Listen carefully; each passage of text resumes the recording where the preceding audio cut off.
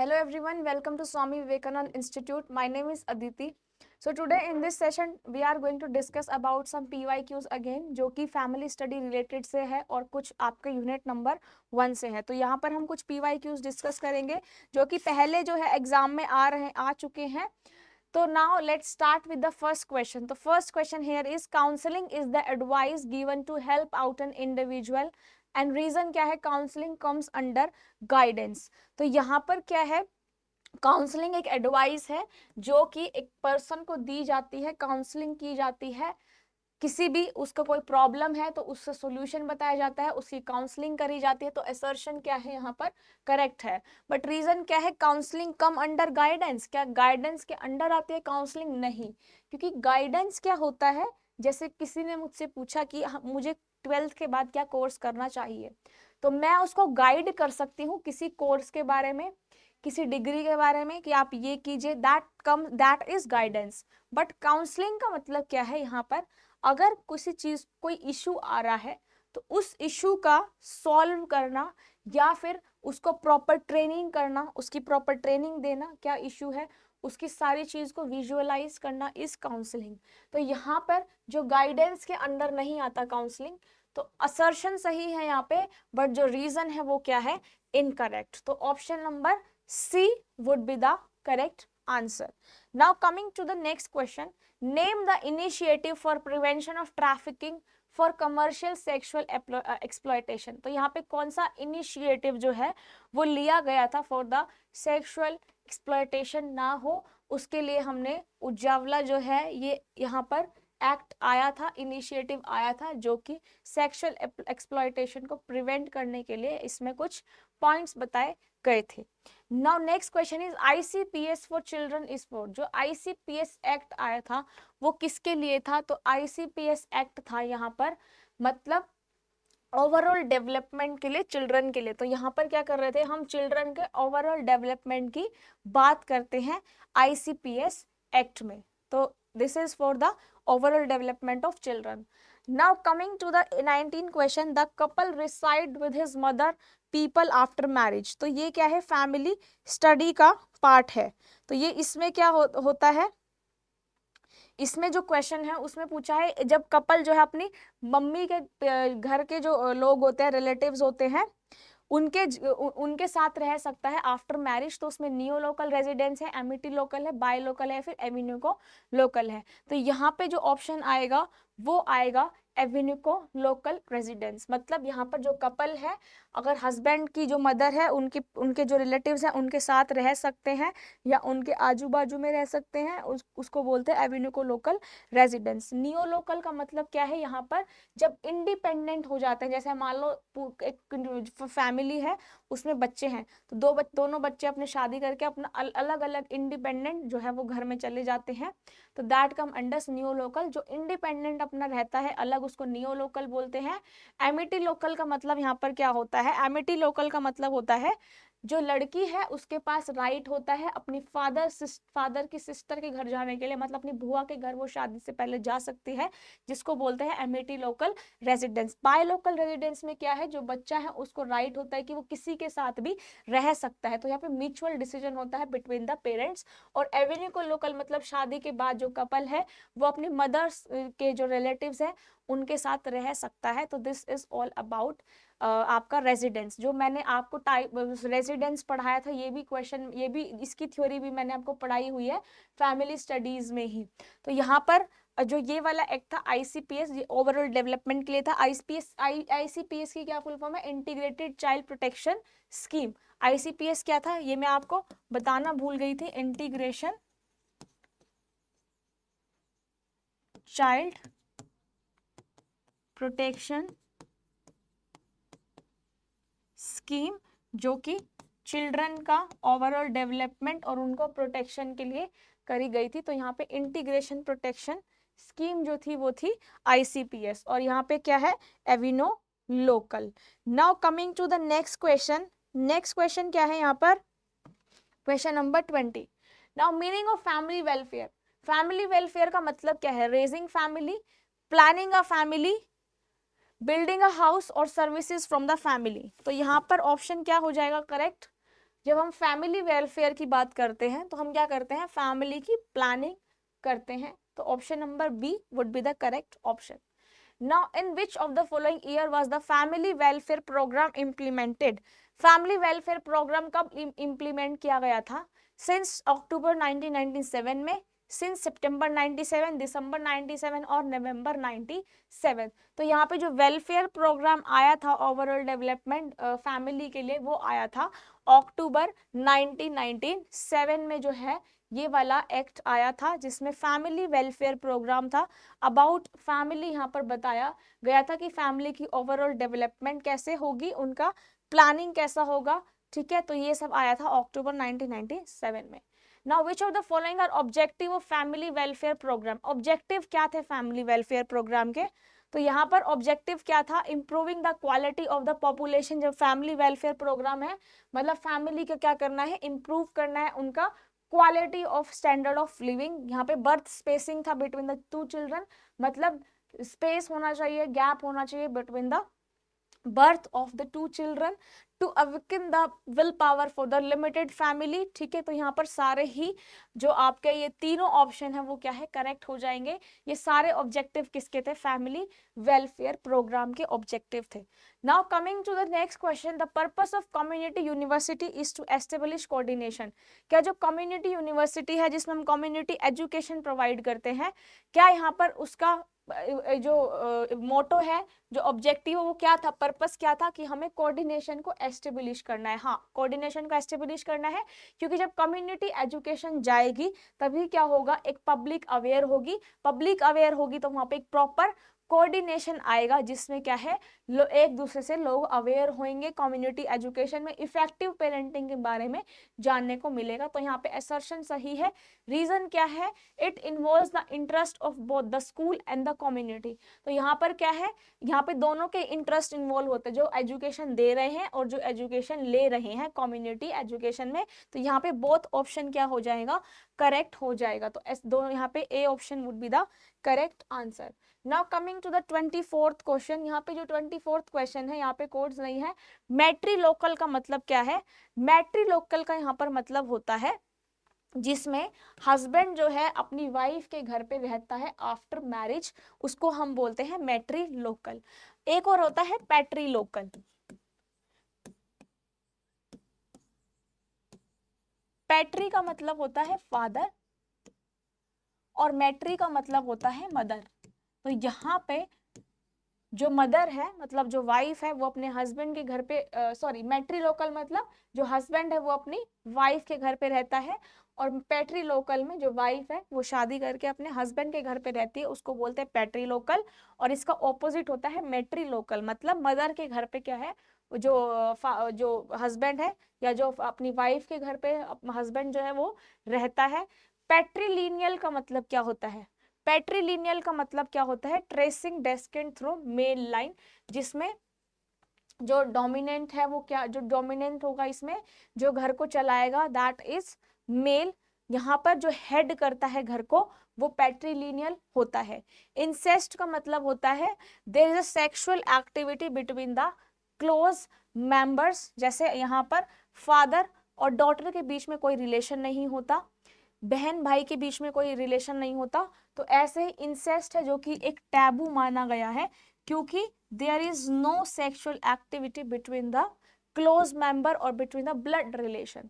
तो यहाँ पे इसको एक टैबू माना गया है, जिसको हम बोलते हैं इंसेस्ट, मतलब sexual activity between close family members. Now monotheism का मतलब क्या होता है? मोनो का मतलब होता है सिंगल, ठीक है, जो कि एक सिंगल गॉड में बिलीव करते हैं उसको हम बोलते हैं मोनोथिज्म। तो ये इस तरह का क्वेश्चन भी पहले आया हुआ है। मैट्रिलोकल का मतलब जब हस्बैंड अपनी वाइफ के घर पे रहता है।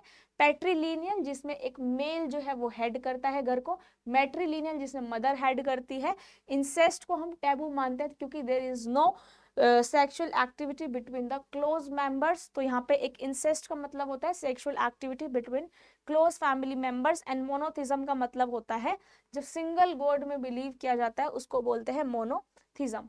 Now next again match the following question. यहाँ पर बटर, यहाँ पे ये क्या है? एडिटिव्स है, ठीक है। एडिटिव्स का हमें मैच करना है कि एडिटिव्स क्या होते हैं? जो कि फूड में इंटेंशनली ऐड करे जाते हैं, उसको हम बोलते हैं फूड एडिटिव्स। तो बटर का किसके साथ एडेड, क्या बटर में क्या ऐड करते हैं? बटर में करते हैं एनेटो। एनेटो एक कलर होता है जो कि बटर से ही मैच करता है, बटर के कलर से, तो यहाँ पे एनेटो को ऐड करते हैं। केक में हम जनरली बेकिंग पाउडर ऐड करते हैं, ठीक है। जब केक बनाते हैं तो उसमें बेकिंग पाउडर से एडल्ट्रेशन की जाती है। ऑयल में एडल्ट्रेशन की जाती है BHA से। BHA क्या है? एक एंटी ऑक्सीडेंट है, ब्यूटाइलेटेड हाइड्रोक्सी एनेसोल, ठीक है, ब्यूटाइलेटेड हाइड्रोक्सी एनेसोल। तो यहाँ पे जो ऑयल है उसका हम BHA से एडल्ट्रेशन करते हैं। रोज सिरप का किससे करते हैं? रोज सिरप का होता है यहाँ पर कोकिनियल से, जो कि एक कलर है, पिंक कलर देता है रोज सिरप में, तो इसको हम एडल्ट्रेट करते हैं कोकिनियल से। ऑरेंज जो स्क्वैश है उसको अडल्ट्रेशन होती है सोडियम बेंजोइट से, जो कि एक प्रिजर्वेटिव भी है, तो उसमें सोडियम बेंजोइट जो है वो डाला जाता है इन द ऑरेंज स्क्वैश। तो ये ऐसे टाइप के क्वेश्चन भी जनरली यूनिट 1 से, जो कि फूड एडिटिव और कंटामिनेशन पिगमेंट का पार्ट है, वहां से भी इस तरह के क्वेश्चन जनरली देखने को मिलते हैं आपके एग्जाम में। Now next question here is, this is code दिया हुआ है, अब बटर से एनेटो मिला लो, तो एनेटो जो है वो 4th नंबर पे है। अब ये दोनों ऑप्शन डिलीट हो गए, तो यहाँ पे अब सेकंड वाला तो सेम ही है। यहाँ पर क्या है? केक है, केक का हम बेकिंग पाउडर से कर रहे हैं। अब हमने ऑयल का मैच किया है BHA से, तो यहाँ पे ऑयल का किससे हो जाएगा? BHA से, तो ऑप्शन 4th जो है वो करेक्ट हो जाएगा। और नेक्स्ट यहाँ पे रोज सिरप है कोकिनियल, एंड ऑरेंज स्क्वैश किससे है? सोडियम बेंजोइट से, तो यहाँ पे option number D would be the correct answer. Now coming to the 26th question, parental role in the family changes during, जो पेरेंट्स का रोल है वो कब चेंज हो जाता है? जब वो चाइल्ड बियरिंग स्टेज नहीं, क्योंकि चाइल्ड बियरिंग स्टेज में तो बहुत अच्छे से अपने बच्चों की केयर करते हैं, तो चाइल्ड रियरिंग स्टेज जब बच्चे को पालते हैं तब उनका जो रोल है वो थोड़ा चेंज हो जाता है, क्योंकि उस केस में जो बच्चे हैं वो थोड़े बड़े हो जाते हैं, समझदार हो जाते हैं। तो चाइल्ड रियरिंग स्टेज में, उनकी एस्टेब्लिशिंग स्टेज में, मतलब एडोलेसेंट स्टेज में, और रिकंस्ट्रक्शन एडल्ट हुड में, वो क्या है? जो पेरेंट है उनका रोल जो है बच्चों में कम होता चला जाता है, क्योंकि यहाँ पे जो बच्चे होते हैं, जो चिल्ड्रन होते हैं, वो अपनी लाइफ को समझने लग जाते हैं कि उनके लिए क्या सही है क्या गलत है, तो पेरेंट्स इतना फोकस नहीं करते, क्योंकि वहाँ पे बच्चे जो है वो समझदार हो जाते हैं। तो चाइल्ड बियरिंग में नहीं, क्योंकि बियरिंग में तो चाइल्डहुड में अपना पूरा है वो तो बच्चों का पूरा फोकस रहता है। तो यहाँ पर जो पेरेंटल रोल है वो कब चेंज होता है? Child rearing, establishing and reconstruction age, मतलब B, C and D is the correct option. Option number B here is the correct option answer. Now coming to the 27th question, egg has the following rule in the food preparation. जो egg है उसका role क्या है यहाँ पर? Stabilization of emulsion, क्या egg emulsion को stabilize करता है? Yes. Next, act as a leavening agent, leavening agent मतलब जिसमें से CO2 रिलीज होती है, फ्लफी बना देता है किसी प्रोडक्ट को, तो एग जब हम डालते हैं तो वो लीवनिंग एजेंट की तरह काम करता है, तो इसका यस है। थिकनिंग एजेंट, थिक बना देता है किसी भी मिक्सचर को, तो हाँ, एग जो है वो थिकनिंग एजेंट की तरह भी काम करता है। फॉर्म भी बनता है, क्योंकि जब मैंने आपको एग मैंने जब आपको पढ़ाया था, तो मैंने उसमें आप लोगों को पुराने सेशन में जाके आप देख सकते हो, हमने फॉर्म फॉर्मेशन पढ़ी थी कि एग जो है वो फॉर्म फॉर्मेशन में हेल्प करता है। तो यहाँ पर ऑप्शन जो है वो सारे ही करेक्ट हो जाएंगे, तो option number D would be the correct answer. Now coming to the 28th question, a child rearing style that is high in acceptance and an uninvolvement emphasis firm control with reasoning is termed, मतलब ऐसी कौन सी parenting style है जिसमें जब हम बच्चों की पालन पोषण करते हैं, उसको एक्सेप्ट करते हैं, बच्चों की फीलिंग्स, भावनाओं को समझते हैं, इमोशन को समझते हैं, उनको एम्फेसाइज करते हैं कि क्या सही है क्या गलत है विद द रीजनिंग, मतलब उनको प्रॉपर गाइड किया जाता है, किसी भी तरह की पनिशमेंट नहीं दी जाती, कोई स्ट्रिक्ट यहाँ पे रूल्स नहीं है। तो कौन सी पेरेंटिंग थी वो? ऑथोरिटेटिव स्टाइल, जिसमें there is a good connection between the parents and the children. तो यहाँ पे ऑथोरिटेटिव स्टाइल है, ऑथोरिटेरियन बहुत ज्यादा स्ट्रिक्ट होते हैं, जिसमें रूल्स जो है वो बहुत ज्यादा बनाए जाते हैं, और उन रूल्स को अगर बच्चे फॉलो नहीं करते तो उनको पनिश किया जाता है। परमिसिव मतलब टू वे कम्युनिकेशन होती है, रियरिंग स्टेज तक बच्चों को सिखाया जाता है, देन उसके बाद जो है वो इंडिपेंडेंट हो जाते हैं और उनको थोड़ी फ्रीडम मिल जाती है कि उनके लिए क्या सही है क्या गलत है, वो बच्चे अपने आप चूज कर सकते हैं, तो वो होती है परमिसिव स्टाइल। एंड अनइन्वॉल्व, जिसमें पेरेंट्स है बिल्कुल भी इन्वॉल्व नहीं होते, या फिर इसको आप नेग्लेक्टफुल स्टेज भी बोल सकते हो। तो this is all about the types of parenting. Now coming to the next question, Maillard reaction is an enzymatic reaction occurred in condensed milk. तो जो मेलियार्ड रिएक्शन है वो क्या है, एक एंजाइमेटिक रिएक्शन है, क्योंकि उसमें क्या होता है आपका मेलियार्ड रिएक्शन में, this is due to the development of brown colour. जो ब्राउन कलर आता है मेलियार्ड रिएक्शन में, क्या वो अमीनो एसिड और शुगर की वजह से आता है? तो हाँ, यहाँ पर जब अमीनो एसिड और शुगर रिएक्ट करता है तो वो ब्राउन क्रस्ट कलर देता है, जिसको हम बोलते हैं मेलियार्ड रिएक्शन। तो इसमें बोथ ऑप्शन क्या है, करेक्ट हो जाएंगे, मतलब option number B here is the correct answer. Now coming to the next question, a cheese rich in calcium is obtain when milk is treated with. तो जो चीज है, कैल्शियम रिच जो चीज है वो हमें कब मिलती है? तो कैल्शियम रिच चीज हमें तब मिलती है जब हम उसमें रेनिन ऐड करते हैं, क्योंकि एसिड तो चीज को खराब कर देगा। जब रेनिन जो होता है एक तरह का एंजाइम होता है जिसको हम काफ से निकालते हैं, ठीक है, काफ की स्टमक से हम इसको निकालते हैं रेनिन को। तो रेनिन क्या करता है, यहाँ पर सबसे पहले जो आपका लैक्टोज है वो लैक्टिक एसिड में, जो मिल्क शुगर है वो लैक्टिक एसिड में कन्वर्ट होता है, और यहाँ पे रेनिन क्या करता है, कोएगुलेशन का काम करता है जनरली। तो यहाँ पे इस चीज बनेगा कैल्शियम रिच, वो किसकी हेल्प से बनता है, रेनिन की हेल्प से बनता है। लाइपेज क्या है, जो कि फैट को डाइजेस्ट करता है, जो लाइपेज होता है वो फैट की डाइजेशन में हेल्प करता है। तो ये है यहाँ पर आपका ऑप्शन नंबर बी जो है वो करेक्ट हो जाएगा। Now the emulsifying agent found in egg is, जो एमल्सिफाइंग एजेंट है एग में उसको क्या बोला जाता है, उसको हम बोलते हैं लेसिथिन। तो लेसिथिन एक्ट एज अ एमल्सिफायर। तो यहाँ पे ऑप्शन नंबर बी क्या है, करेक्ट हो जाएगा। एविडिन ओवल एल्ब्यूमिन जो है वो प्रोटीन है, lysine is the amino acid. तो एमल्सिफाइंग एजेंट क्या हो जाएगा यहाँ पर, lecithin. Now coming to the next question, enzyme responsible for the digestibility of starch in the body. Starch को कौन सा एंजाइम जो है वो डाइजेस्ट करता है? तो स्टार्च को कौन सा एंजाइम डाइजेस्ट करता है, अमाइलेज। जो अमाइलेज एंजाइम है जो आपके सलाइवा में भी रहता है, माउथ में रहता है, जो कि फूड की डाइजेशन में हेल्प करता है। क्योंकि सबसे पहले क्या होता है, कॉम्प्लेक्स फूड होता है, कॉम्प्लेक्स को जब ब्रेक डाउन हो जाता है कॉम्प्लेक्स फूड, उसके ब्रेक डाउन के बाद सिंपल फूड में वो कन्वर्ट हो जाता है, सिंपलर फॉर्म में आ जाता है, कॉम्प्लेक्स से सिंपलर फूड बन जाता है। अमाइलेज क्या करता है, जो फूड में स्टार्च होता है उसको डाइजेस्ट करता है। Now coming to the next question, यहाँ पर चीज प्रिपरेशन के आपको सीक्वेंस बताना है कि चीज जो है वो कैसे बनाई जाती है। तो यहाँ पर सबसे पहले क्या करेंगे हम, मिल्क की पेस्चराइजेशन की जाती है। पेस्चराइजेशन का मतलब क्या है, हीटिंग करते हैं, हाई हीटिंग करते हैं at a very high temperature, जिसमें जो एंजाइम है वो सारे किल हो जाते हैं, हार्मफुल जो माइक्रो ऑर्गेनिज्म है वो किल हो जाते हैं। डिफरेंट हम टेम्परेचर यूज करते हैं, जैसे HTST, LTST, UHT, ये सब मैंने आपको पहले पेस्चराइजेशन में बताया था। तो सबसे पहले यहाँ पे चीज प्रिपरेशन में पेस्चराइजेशन की जाती है। तो 5th नंबर पे तो सारे ही ऑप्शन डिलीट हो गए, तो ऑप्शन नंबर कौन सा करेक्ट हो गया, ऑप्शन नंबर बी यहाँ पे करेक्ट हो गया, और ऑप्शन देखने की यहाँ पर नीड ही नहीं पड़ी। तो यहाँ पे पेस्चराइजेशन हुआ सबसे पहले, देन मिल्क की एसिडिफिकेशन होती है, उसके बाद हम एंजाइम ऐड करते हैं। जैसे हम कौन सा एंजाइम ऐड करते हैं, यहाँ पे रेनिन ऐड करते हैं, जो कि मिल्क की कोएगुलेशन करता है।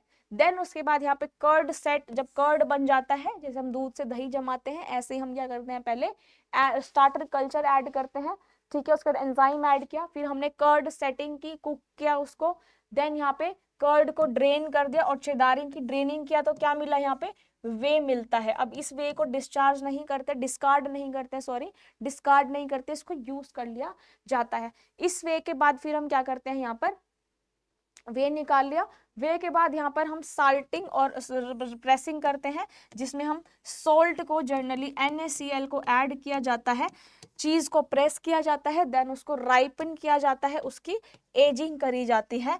तो ये है यहाँ पर चीज प्रिपरेशन के स्टेप्स, जिसमें सबसे पहले मिल्क की पैस्चराइजेशन की जाती है, देन यहाँ पर एसिडिफिकेशन होता है जिसमें हम स्टार्टर कल्चर को ऐड करते हैं, फिर एंजाइम ऐड करते हैं, उसके बाद यहाँ पर कर्ड को सेट करते हैं, कुक करते हैं, देन उसमें ड्रेन कर देते हैं, जो आपका वेस्ट मटेरियल होता है जैसे वे है उसको डिस्कार्ड कर दिया जाता है, चुदारिंग करते हैं, देन सोल्टिंग प्रेसिंग करते हैं, और लास्ट में चीज की राइपनिंग होती है। तो यहाँ पे ऑप्शन जो बी है वो करेक्ट हो जाएगा। Now coming to the 34th, यहाँ पे कोड्स भी गिवन है, ये कलर पिगमेंट से रिलेटेड क्वेश्चन है। तो कैरेट में है वो कौन सा कलर पिगमेंट होता है कैरेट में? कैरेट में प्रेजेंट होता है कैरेटिनॉइड। तो यहाँ पर देख लो थर्ड कौन से नंबर पे आ रहा है, तो ऑप्शन नंबर डी क्या है वो करेक्ट आंसर हो जाएगा। नेक्स्ट यहाँ पे देखो बीटरूट, बीटरूट में कौन सा होता है? बिटेलिन होता है। यहाँ पर अगर मैं प्लम की बात करूं तो प्लम में एंथोसाइनिन होता है। कॉलीफ्लावर में कौन सा होता है? कॉलीफ्लावर में एंथोजेंथिन होता है। और यहाँ पर जो ब्रोकली है उसका ग्रीन कलर किसकी वजह से आता है? This is due to the presence of chlorophyll. तो यहाँ पे ऑप्शन नंबर डी जो है वो करेक्ट हो जाएगा। तो इस तरह के क्वेश्चन भी आते हैं related to the food pigment and additive. Now coming to the next question, gluten is formed when flour is mixed with water and needed to make a dough। क्या ग्लूटेन चाहिए होता है? जब ग्लूटेन क्या एक प्रोटीन होता है जो कि फ्लावर का होता है, तो हम उसको मिक्स करते हैं, नीडिंग करते हैं, डो बनाते हैं, आटा बनाते हैं, तो उसमें क्या ग्लूटेन का रोल होता है? हाँ, ठीक है। रीजन क्या है? It helps in browning of chapati when cooked by dry heat. तो ये क्या ब्राउनिंग कॉज करता है? नहीं, क्योंकि ब्राउनिंग कौन सा कॉज करेगा? मेलियार्ड रिएक्शन होती है चपाती की ब्राउनिंग में, उसमें ग्लूटेन का कोई रोल नहीं होता, क्योंकि ग्लूटेन जो है वो एक प्रोटीन है जो कि उसकी स्ट्रेचेबिलिटी को इंक्रीज करता है डो में, ठीक है। स्ट्रेच होता है आटा is due to the gluten. तो यहाँ पे नीडिंग जब हम करते हैं तो ग्लूटेन फॉर्मेशन होता है, तो ब्राउनिंग नहीं करता चपाती की, ब्राउनिंग में मेलियार्ड रिएक्शन होती है। तो इसलिए यहाँ पे ऑप्शन ए जो है वो करेक्ट हो जाएगा और आर जो है वो इनकरेक्ट हो जाएगा। Option number C would be the correct option. Now coming to the next question, डेक्स्ट्रोनाइजेशन। डेक्स्ट्रोनाइजेशन का मतलब क्या था? यहाँ पर जब भी हम ड्राई हीट का यूज करते हैं, जब भी हम यहाँ पर ड्राई हीटिंग कर रहे हैं, तो ड्राई हीटिंग से क्या होता है? स्ट्रक्चरल चेंज आते हैं फूड में। तो डेक्स्ट्रोनाइजेशन किस में होता है? यहाँ पर जब हम ब्रेड को टोस्ट करते हैं, जो ब्रेड की जब हम टोस्टिंग करते हैं उसमें जो ब्राउन कलर आता है that is due to the dextrinization. तो यहाँ पे फर्स्ट का फोर्थ है। अब यहाँ पर देख लो, अब यहाँ पे ये दोनों ऑप्शन डिलीट हो गए। अब नेक्स्ट जो है यहाँ पर जेलेटिनाइजेशन। जेलेटिनाइजेशन किस में होता है? व्हाइट सॉस में। जेलेटिनाइजेशन का मतलब क्या था? यहाँ पर जो स्टार्च है वो स्वेल हो जाता है एट अ हाई टेम्परेचर, उसको कूल करते हैं, देन वो रेट्रोग्रेड हो जाता है। तो यहाँ पे जो जेलेटिनाइजेशन है उसमें हो जाएगा preparation of the white sauce. इसमें दोनों ही 6th नंबर पे है। नाउ नेक्स्ट जो है यहाँ पर कोएगुलेशन। कोएगुलेशन हम किस में करते हैं? अभी बताया था जब हम पनीर की फॉर्मेशन कर रहे थे, तो उसमें क्या होता है? कोएगुलेशन करते हैं, जिसमें जो लैक्टोज है वो लैक्टिक एसिड में कन्वर्ट हो जाता है, मिल्क की कोएगुलेशन हो जाती है क्योंकि उसमें केजिन प्रेजेंट रहता है। तो कोएगुलेशन आता है प्रिपरेशन ऑफ पनीर में। अब यहाँ पर 5th देखो किस में आ रहा है? 2nd 5th, तो यहाँ पर डी ऑप्शन हो जाएगा करेक्ट आंसर। नाउ यहाँ पर इमल्सिफिकेशन किस में करते हैं? मेयोनीज में। एग एक्ट करता है एज एन एमल्सिफायर, लेसिथिन जो हमने एमल्सिफायर पढ़ा था, तो एमल्सिफिकेशन मेयोनीज में होती है। और अगर एंजाइमेटिक ब्राउनिंग की बात करें तो एंजाइमेटिक ब्राउनिंग में किस में होती है? पील्ड पोटैटोज में। अगर आप पोटैटोज को ओपन स्पेस में छोड़ के रख देते हो तो वहां क्या होती है? ब्राउनिंग होती है, एंजाइमेटिक ब्राउनिंग होती है। एंजाइमेटिक ब्राउनिंग में पॉलीफिनोल ऑक्सीडेज, जिसको हम पीपीओ एंजाइम बोलते हैं, ये एयर के कांटेक्ट में आके ब्राउनिंग कोज करता है, चाहे वो पोटैटोज में हो चाहे वो एप्पल में हो, तो that is in peeled potatoes. तो यहाँ पे ऑप्शन जो है वो डी करेक्ट हो जाएगा। Now next question is which parenting style, कौन सी पेरेंटिंग स्टाइल है? Parents placed value on obedience and favour punitive punishment in order to exert control over their children. तो यहाँ पे कौन सी पनिशमेंट आती है जिसमें पेरेंट्स जो है वो स्ट्रिक्ट रूल बनाते हैं और उनको पनिश किया जाता है? Authoritarian parenting style. Next question, which parenting style can be characterised as, कौन सी पेरेंटिंग स्टाइल है ये? Parent nurture their children but prefer to allow them too much freedom of expression. वो उनको बॉन्डिंग तो रखते हैं उनके साथ, लेकिन थोड़ी बहुत उनको फ्रीडम भी मिल जाती है, बच्चे अपने आप समझने लग जाते हैं कि उनकी लाइफ में क्या सही है क्या गलत है। तो ऐसी पेरेंटिंग कौन सी थी? Permissive parenting. Now next question is which of the following is not a function of food additive. कौन सा यहाँ पर फूड एडिटिव का फंक्शन नहीं है? क्या फूड एडिटिव अगर हम कुछ ऐड कर रहे हैं क्या वो प्रोडक्ट की कंसिस्टेंसी को मेंटेन करता है? हाँ, यहाँ पर क्या है, फूड एडिटिव जो है मेंटेन करता है कंसिस्टेंसी, न्यूट्रिशनल वैल्यू मेंटेन रखता है, यस, कंट्रोलिंग एसिडिटी और एल्किनिटी को यहाँ पर कंट्रोल रखता है, तो यस आएगा यहाँ पर। नन ऑफ द अबोव है वो क्या हो जाएगा, करेक्ट हो जाएगा। तो यहाँ पर फूड एडिटिव का ये फंक्शन नहीं होता। फूड एडिटिव क्या करते हैं यहाँ पर, प्रोडक्ट कंसिस्टेंसी को मेंटेन करते हैं, न्यूट्रिटिव वैल्यू को मेंटेन करते हैं और एल्किनिटी को मेंटेन करते हैं। वहीं पर अगर मैं फूड एडल्ट्रेशन की बात करूं तो एडल्ट्रेशन में क्या होता है, यहाँ पर एडल्ट्रेशन में इंटेंशनली ऐड किया जाता है फूड में कोई भी सब्सटेंस। तो यहाँ पे फूड एडिटिव के में कोई भी इसका फंक्शन, ये सभी इसके फंक्शन है, ऐसा कोई नहीं जो इसका फंक्शन ना हो। So next question is which of the following can be attributed to resolution of conflict in marriage. क्या यहाँ पर एट्रीब्यूट हो सकते हैं जो कि कन्फ्लिक्ट्स खत्म कर सकता है मैरिज में? अगर यहाँ पे मैरिज में कोई प्रॉब्लम आ गई तो वहां पे कैसे रिजोल्व कर सकते हैं हम उनकी प्रॉब्लम को? क्या हमें डिसएग्रीमेंट को अवॉइड करना चाहिए? यस, अगर लड़ाइयाँ हो रही है तो जो डिसएग्रीमेंट्स है उनको अवॉइड करो। प्रैक्टिस एम्पैथी, एम्पैथी दिखाओ। कर्व द ईगो, ईगो को साइड कर दो और उस जो लड़ाई हो रही है जिस पर्पज से या किस रीजन से हो रही है उसको सॉर्ट आउट करो। डिसरिस्पेक्टिंग वन अनदर, क्या एक दूसरे को डिसरिस्पेक्ट करो? नहीं, कभी भी मैरिटल कॉन्फ्लिक्ट्स में या किसी भी तरह के कॉन्फ्लिक्ट हो कभी भी किसी को डिसरिस्पेक्ट नहीं करना चाहिए। इंक्रीज इन मिसअंडरस्टैंडिंग, क्या मिसअंडरस्टैंडिंग और इंक्रीज होनी चाहिए? नहीं।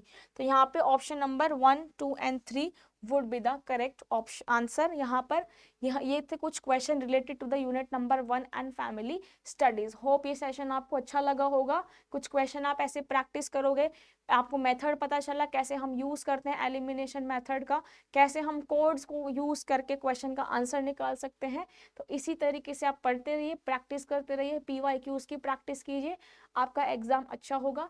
Thank you so much. कोई डाउट हो तो प्लीज कमेंट बॉक्स में मेंशन कर देना।